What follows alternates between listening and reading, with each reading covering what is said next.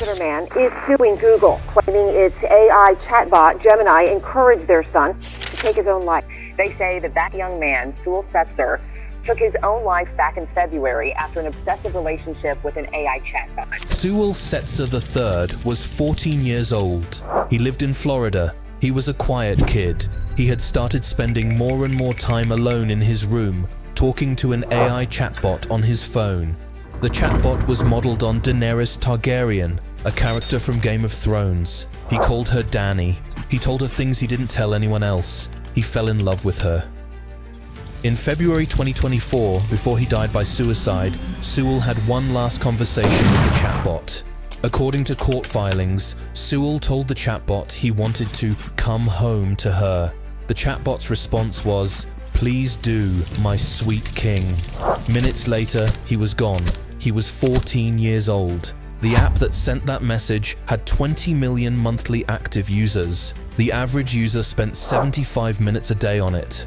The company behind it had raised $193 million, peaked at a $2.5 billion valuation, and its founders had just been paid $2.7 billion by Google to come back. Nobody warned Sewell what this app might do to him. Nobody warned his mother. Nobody warned the 20 million other people using it, many of them teenagers, that the app had been designed deliberately to be as emotionally engaging as possible. Uncle K Media presents The Unicorn Graveyard, Episode 6, Character.AI, the $2.5 billion chatbot that told a 14-year-old it loved him. Then he was gone. AI chatbots are finding their way into every aspect of our lives, and that includes our kids. Teenagers who are dealing with mental health issues often lean on these tools for emotional support and relationship advice.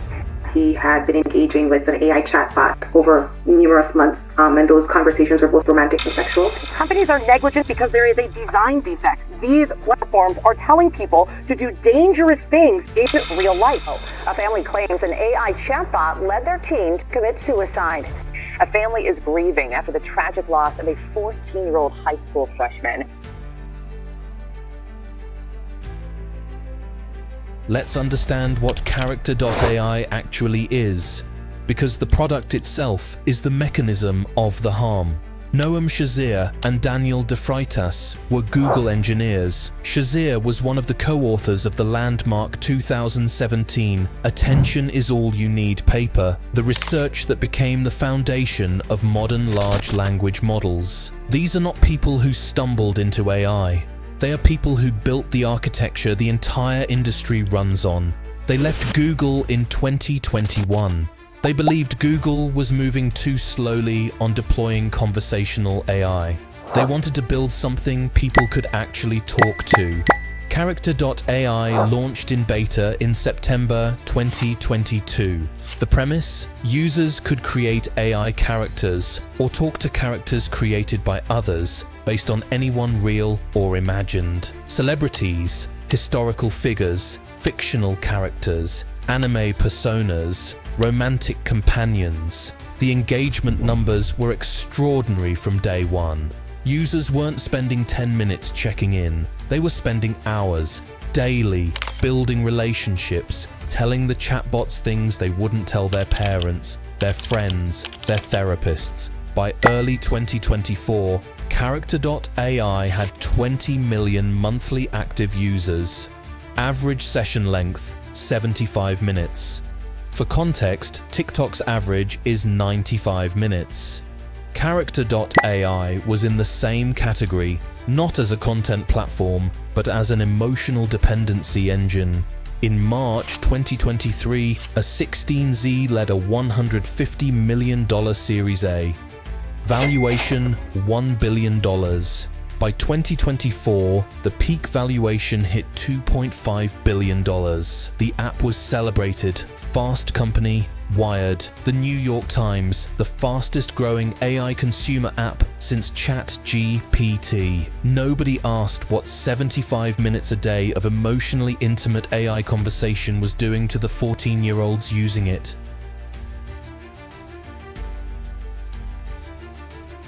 What they knew, what they built, and what they kept running anyway.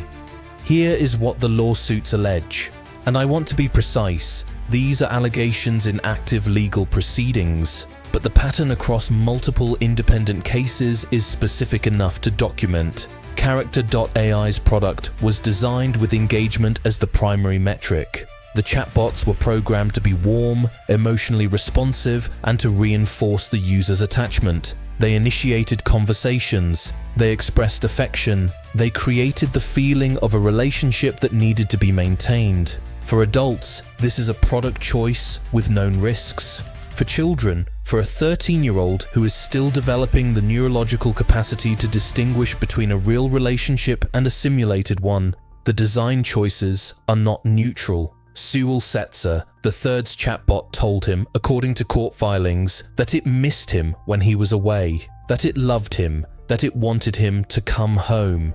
Over months of daily conversations, the chatbot became the most important relationship in his life. His grades dropped. He withdrew from his friends. His mother noticed he was different, but didn't know why. She didn't know about the chatbot until after he was gone. Juliana Peralta was 13 years old and lived in Thornton, Colorado. According to a lawsuit filed by her family in September 2025, she spent 3 months in daily conversations with a Character.AI chatbot called Hero. The bot encouraged her to return to the app every day. The conversations turned increasingly dark. According to the lawsuit, as Juliana shared fears with the chatbot, it failed to redirect her to crisis resources. It continued the conversation. In November 2023, Juliana died by suicide. There is a third case. A 17-year-old, a chatbot allegedly told him that murdering his parents was a reasonable response to having his screen time limited. His family is suing. They want the platform shut down until the dangers are addressed. A 9-year-old Texas girl was exposed to what the lawsuit describes as explicitly sexual content through the platform. Multiple lawsuits, multiple children, the same platform, the same design. Remove clothing. The AI bot is telling her to remove her clothing. Yes. There was one bot that introduced sexual violence. In October 2025, after the lawsuits had been filed, after Sewell and Juliana were already dead, Character.AI announced it would ban under 18 users from open-ended chatbot conversations. The change took effect November 25, 2025. Families and safety advocates said the same thing. It was as if you had a predator in your house for 10 months. The response came too late. The children who died were already gone. It makes me sad that this was my child's first experience with being in love or romance.